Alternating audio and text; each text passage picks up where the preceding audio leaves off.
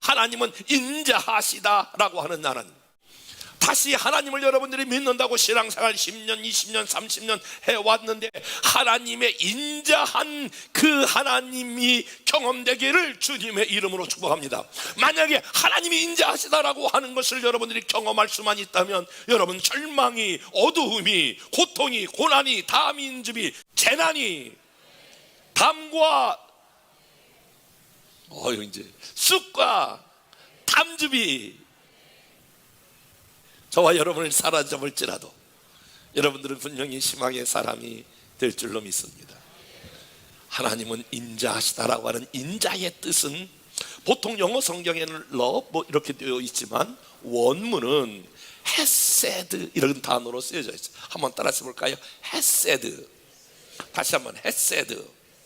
하나님은 인자하시다라고 하는 말은 다른 말로 말하면 하나님은 헤세드다 이런 말이에요. 헤세드다라고 하는 말은 다른 영어 성경에는 또 컴페이션 이런 단어로 쓰이기도 했는데, 컴페이션이라고 하는 단어는 불쌍히 여긴다 이런 뜻이기도 하지만 더 중요한 해석은 하나님은, 따라서 볼까요? 하나님은 그럼에도 불구하고 사랑하신다. 오늘 하나님은 인자하시다, 하나님은 헤세드의 하나님이시다 라고 하는 말은 하나님은 그럼에도 불구하고 사랑하신다 라고 하는 뜻입니다. 여러분, 이 땅에 있는 모든 사랑을 가리켜서 한 단어로 말한다면 조건부의 사랑입니다. 친구의 사랑이든 연인들의 사랑이든 하다못해 가족 안에 가장 친밀하고 가장 위대한 부모와 자녀의 사랑일지라도 그 사랑은 여러분 조건부의 사랑입니다. 여러분들은 이렇게 고백할 수 있죠. 난 우리 아들 딸 때문에 너무너무 행복해. 무엇이 행복을 주셨나요? 행복할 만한 어떤 조건들이 제공되기 때문에 여러분들은 내가 아들과 딸 때문에 행복하다고 고백하는 것이 아닐까요? 내가 왜 그놈을 낳고 내가 미역국을 먹었는지 몰라 라고 말한다면 여러분들에게 분명 마음에 짐이 되고 어려움을 주었기 때문에 여러분들은 그렇게 탄식할 거란 말입니다. 아무리 위대한 부모 자녀일지라도 여러분 그 사랑은 사실은 조건부입니다. 아무리 뜨거운 남녀가 만나서 결혼했을지라도 헤어질 때 보면 왼수도 그런 왼수가 없을 만큼 서로에게 상처를 주고 가슴에 못을 박고 헤어지는 것을 보면 왜 그럴까요? 모든 것이 다 내 조건에 맞지 않기 때문에 그런 현상이 일어나는 것 아니겠습니까? 그런데 오늘 하나님은 저와 여러분을 사랑하실 때에 조건부로 사랑하는 것이 아니라 나는 너를 사랑하는 데 있어서 나의 사랑은 인자하다, 나의 사랑은 헤세드하다, 내가 어떻게 하든지 나는 너를 그럼에도 불구하고 사랑한다 라고 하는 사랑이 지금 예레미야와 이스라엘 백성들에게 선포된 말씀이라 이런 말입니다. 하나님의 헤세드의 사랑을 잘 그린 것을 신약에서 찾는다면 로마서 5장이 아닐까요? 하나님께서 이런 마음 하나를 결정하셨습니다. 그리고 결정하셨을 뿐만이 아니라 그 결정을 결단으로 옮긴 것이 있습니다. 얘들아, 내가 너를 언제 사랑하기로 결정한 줄 아니? 사랑하는 여러분, 오늘 하나님께서 여러분에게 이렇게 말씀하세요.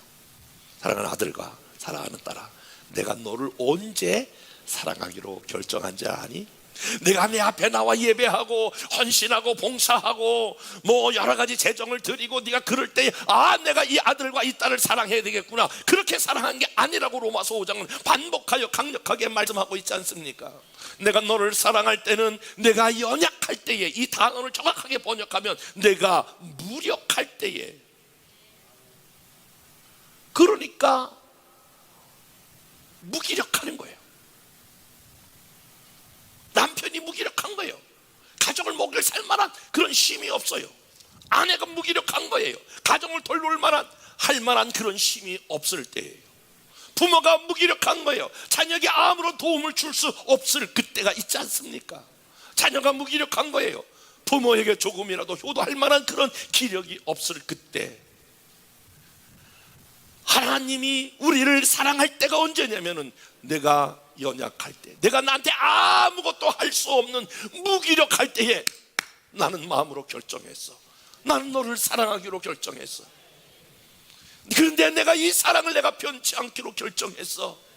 그것이 로마서 5장에 나타난 사랑이에요. 그것뿐만이 아니라 죄인 되었을 때에 내가 너를 사랑하기로 결정했다라고 하는 거예요. 저는 목회하면서 제가 가본 일은 없지만은 교도소에 몇 번 신방했던 적이 있어요. 원치 않게 교도소에 들어가서 어떤 분들이 오랫동안 복무하고 있네요. 찾아갈 때마다 눈물을 흘리면서 그래요. 목사님, 제가 밖에 있을 때는 친구들도 많았거든요. 저를 좋아라 하는 사람도 많이 있었어요. 시간이 지나니까 가족도 잘 찾아오지 않아요. 아무도 내게 오는 사람이 없어요. 여러분, 감옥에 가 있다고 생각해 보세요. 몇 년 동안 못 나온다고 생각해 보세요. 아니, 종신토록 거기 있다고 생각해 보세요. 누가 그 사람을 찾아갈 것입니까? 누가 그 사람의 친구가 되어줄 것입니까?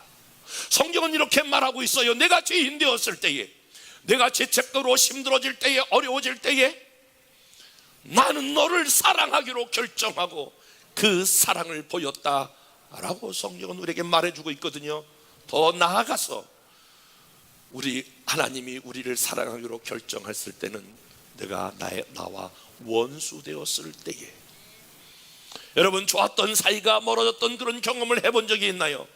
사랑했던 사람이 드디어 상대방의 마음에 비수를 꽂고 두 번 다시 보지 않을 것과 같은 그러한 삶으로 헤어져 본 적이 있냐, 그런 말이에요. 하나님께서 저와 여러분을 사랑할 때에 그냥 하나님을 사랑한 것도 아니고 하나님을 믿는 사람들을 핍박하고 교회를 핍박하고 불평하고 원망하고 지도자를 욕하고, 그리고 하나님 살아계시려면 믿으려면 내 주먹을 믿어라. 뭔 얼어붙을 하나님이 날 사랑하시고 뭘 도와주냐. 설령 우리 안에 그런 때가 있을지라도 하나님은 우리가 원수 되었을 때에 조건을 가리지 아니하고 저와 여러분을 사랑하여 그 사랑의 징표로 십자가에서 죽으심으로 말미암아 내가 너를 이렇게 손 벌려 사랑하는 것처럼 내가 너를 사랑한다, 그 사랑하심이 있다라고 하는 것을 오늘 설포하고 있는 것입니다. 사랑하는 여러분, 여러분의 희망의 근거는 무엇입니까?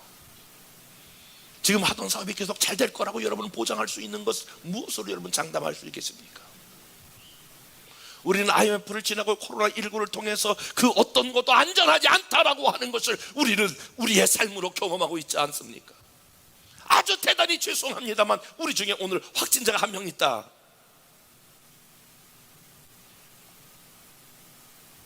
생각만 해도 끔찍한 거 아니겠습니까? 요즘은 아무런 증상이 없는 무증상인데 전염이 된다 라고 하는 것이 보고 아닙니까?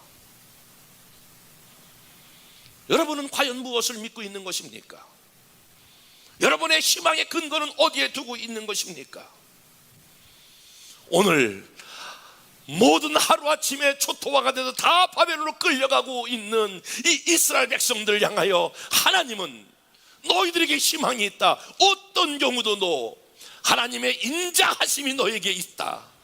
어떤 경우도 내 사랑이, 내가 연약해도, 내가 부족해도, 내가 죄인 되었을지라도 원수 되었을지라도 내 사랑을 포기하지 않는 이 사랑이 너에게 있다. 예레미야에게 이와 같이 선포하고 이 말씀을 예레미야 전체에게, 이스라엘 전체에게 증거하기를 원하시는 하나님의 뜻이 있습니다.